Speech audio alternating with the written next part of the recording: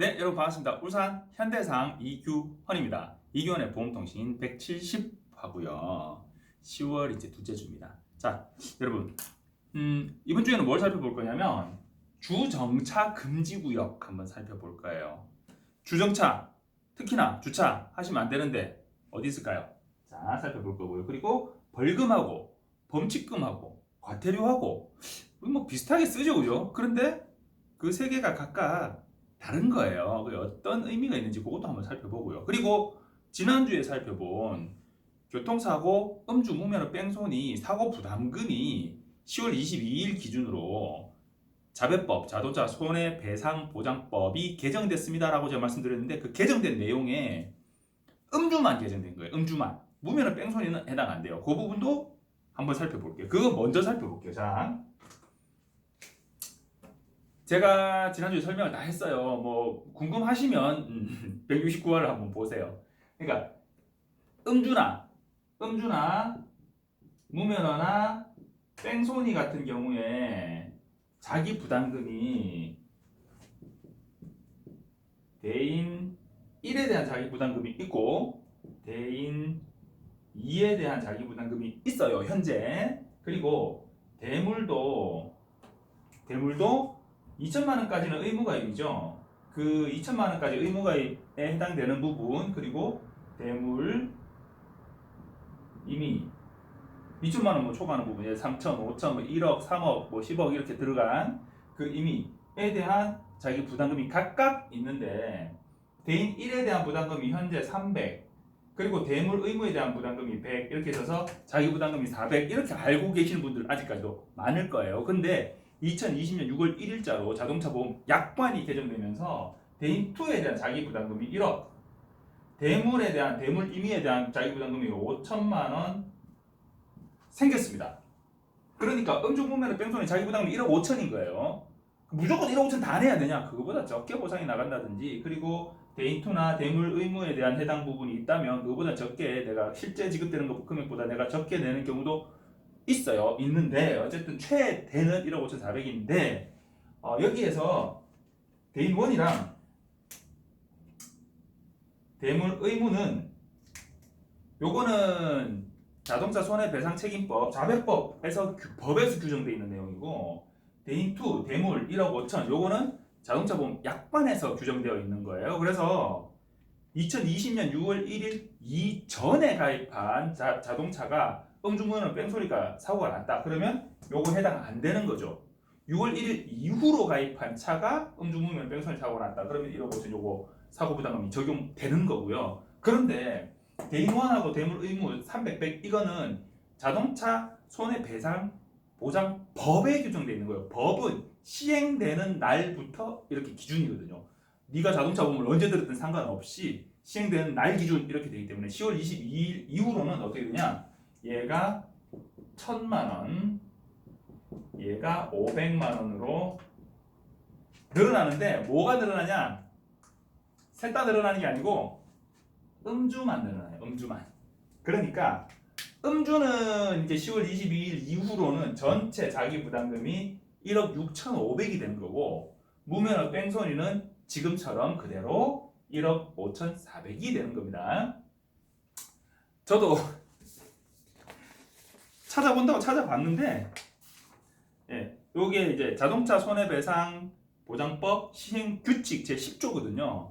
거기에 단 이래가지고 음주만 이렇게 늘어난다라고 적혀 있는데 그거는 열심히 안 보고 제대로 안 보고 늘어나는구나 이러고 그냥 제가 지난주에 잘못한 데 됐어요. 그래서 자동차 손해배상법의 배상보장법의 내용이 10월 20일부터 바뀐다. 어쨌든 1억 5,400이든 1억 6,500이든 부담금이 커지는 거잖아요. 그러니까 음주 무면허 뺑소니 이런 사고 내지 마시고요. 그리고 음주 무면허는 자차 면책입니다. 내 차 뽑아지면 보상 안 해줘요. 그런데 뺑소니는 자차는 해줍니다.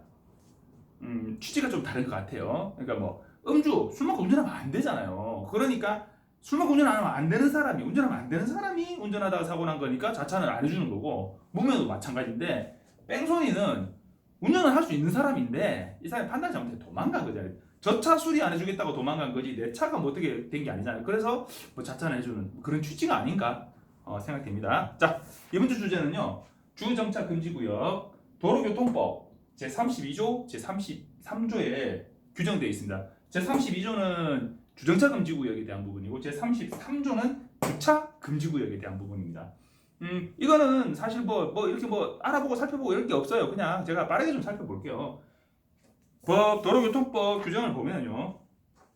모든 차의 운전자는 다음 각 호의 어느 하나에 해당하는 곳에 차를 정차하거나 주차해서는 안 된다. 그래서 다만 이 법이나 명령에 따르는 경찰 공무원의 어떤 지시 이런 거에 대해서 따르는 거는 뭐 예외로 한다. 뭐 이런 내용이 있고요. 위험 방지를 위해서 부득이하게 뭐 이런 거는 뭐 예외로 한다는 규정이 있어요. 그런데 기본적으로는 이거 안 되는 거죠. 뭐냐? 교차로나 횡단보도, 건널목이나 보도 이런 데다 차를 대면 안 된다라고 돼 있어요. 근데 교차로 이렇게 모퉁이 뭐 이런 데 잘 되죠.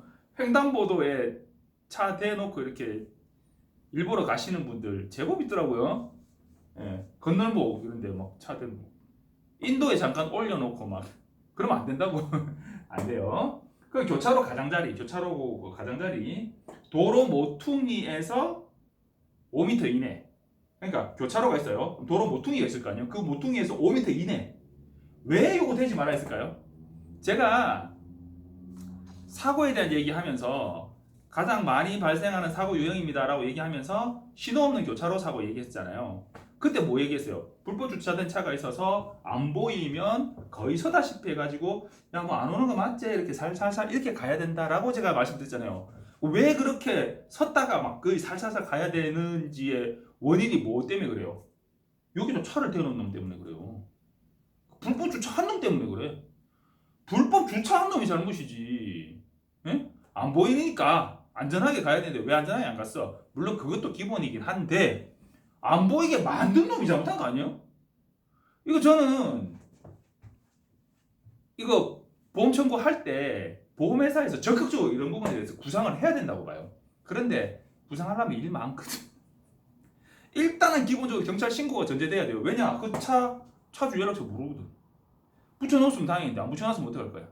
그러니까 일이 커지거든요. 그래서 그렇게 주차해놓은 차에 대한 어떤 구상이나 이런 게 현실적으로 쉽지 않은데 그런 부분에 대해서 피해자들이 적극적으로 경찰에 신고해가지고 이런 부분에 대한 어떤 이런 거를 하면 조금 개선되지 않을까 싶어요.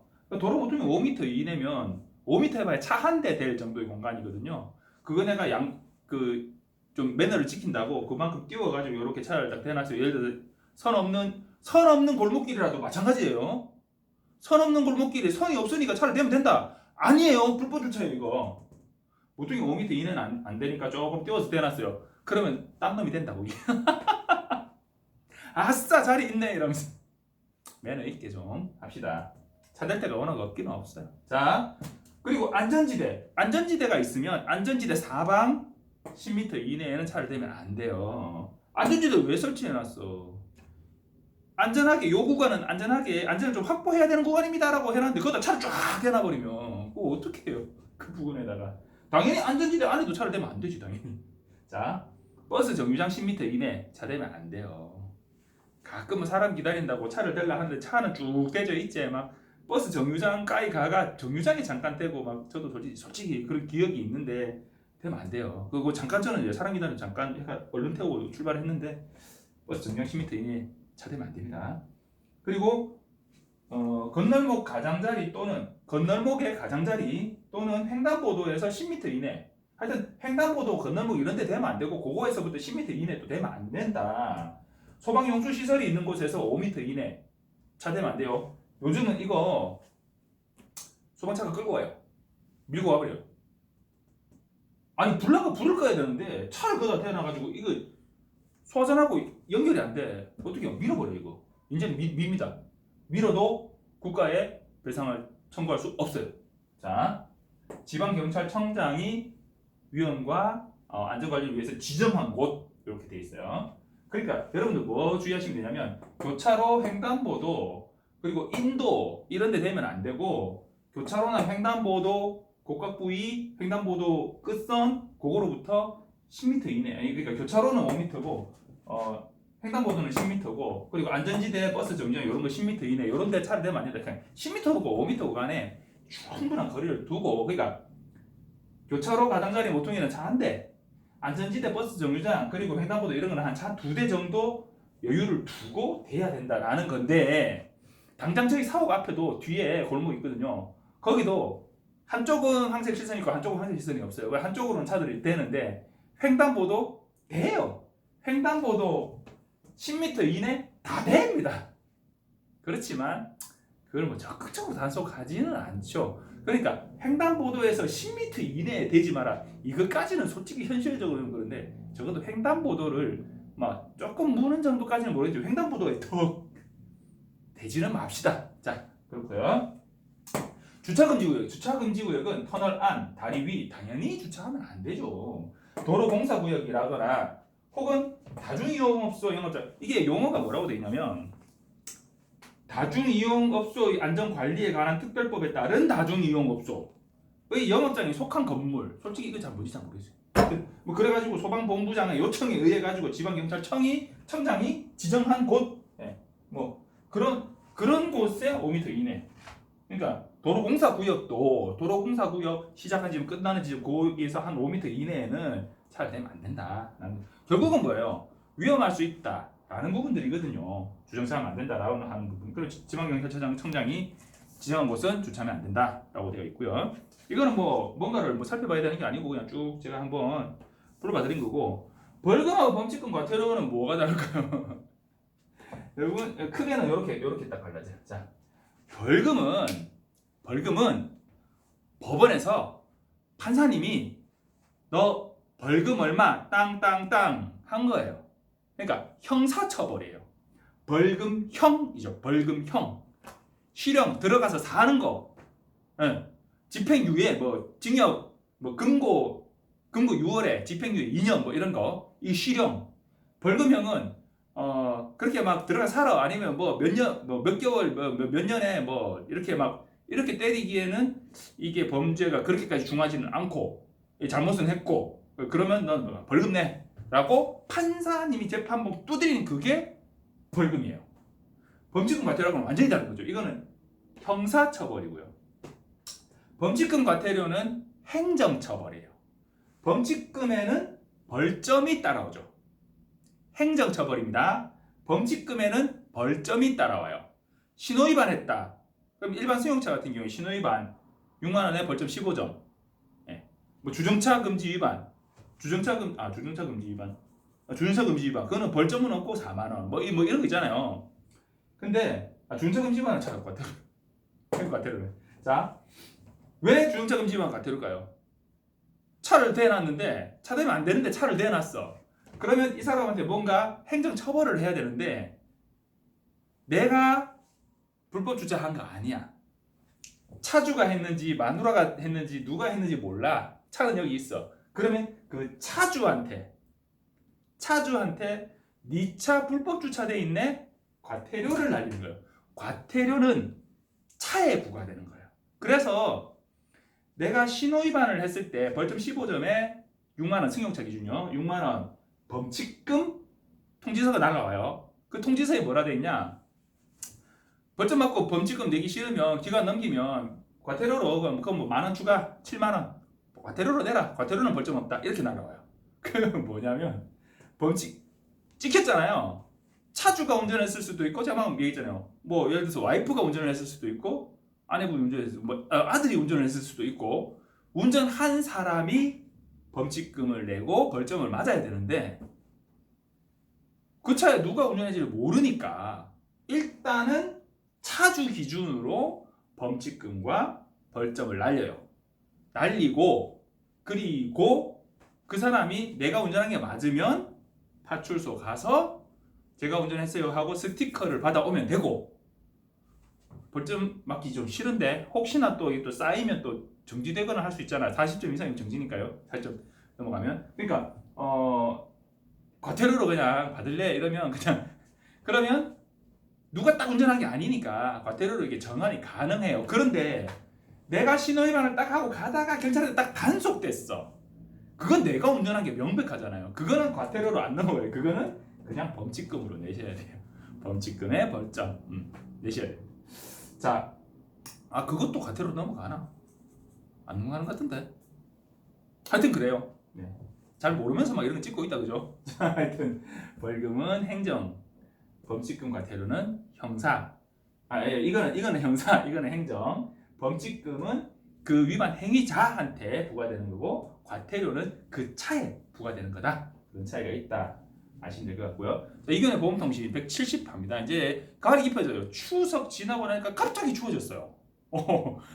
계절이라는 게 참 신기하네요. 여러분들 환절기예요, 환절기. 아침에는 밤에는 막 춥고 낮에는 덥고 막 그래요. 그러니까 기온차 크니까 일교차 크니까 어쨌든 따뜻하게 입고 다니시고 뭐 더울 땐 잠깐 벗어놓으면 되잖아요, 그죠? 그러니까 항상 건강 관리 잘 하시고 안전운전 하십시오. 감사합니다.